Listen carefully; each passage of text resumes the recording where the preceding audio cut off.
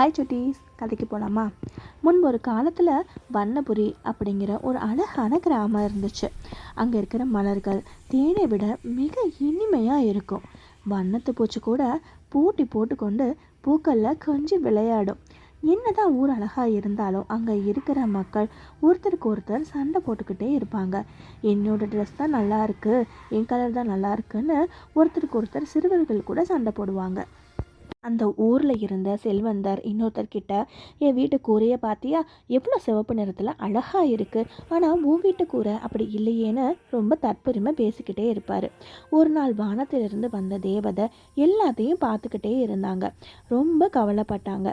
இயற்கையோட அழகை ரசிக்க தெரியாதவங்களுக்கு வண்ணம் எதுக்கு அப்படின்னு தன்னோட மந்திர கோலால் எல்லா நிறங்களையும் ஒரு ஜாடிக்குள்ளே போட்டு எடுத்துகிட்டு போயிட்டாங்க.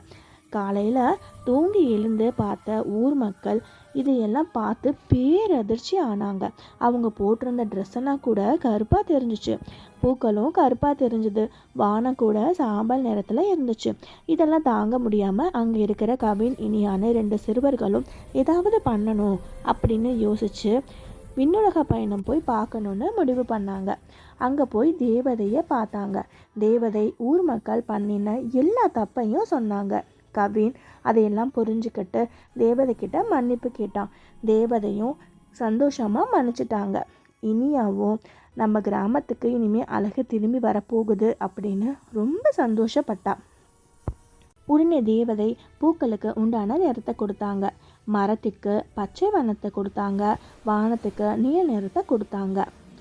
இதே மறுபடியும் வண்ணமயமான அவங்க ஊரை பார்த்து சிறுவர்கள் கூட ரொம்ப சந்தோஷப்பட்டாங்க. அந்த கிராமத்தில் இருக்கிற எல்லாரும் தற்பெருமை, பொறாமை அப்படிங்கிற குணத்தை விட்டுட்டு ரொம்ப அன்பானவர்களாக மாறினாங்க. உண்மையான அழகு அவங்க மனசில் தான் இருக்குன்னு தெரிஞ்சுக்கிட்டாங்க. இயற்கையோட அழகையும் ரொம்ப ரசித்தாங்க. மீண்டும் அந்த தேவதை, இந்த வண்ணங்களின் அழகு உங்கள் கிராமத்தில் நிரந்தரமாக இருக்குன்னு சொல்லிட்டு மறைஞ்சிட்டாங்க. இந்த கதை உங்களுக்கு பிடிச்சிருந்தா கண்டிப்பாக லைக் பண்ணுங்கள், ஷேர் பண்ணுங்கள், சப்ஸ்கிரைப் பண்ணுங்கள். பாய் பாய் சுட்டீஸ்.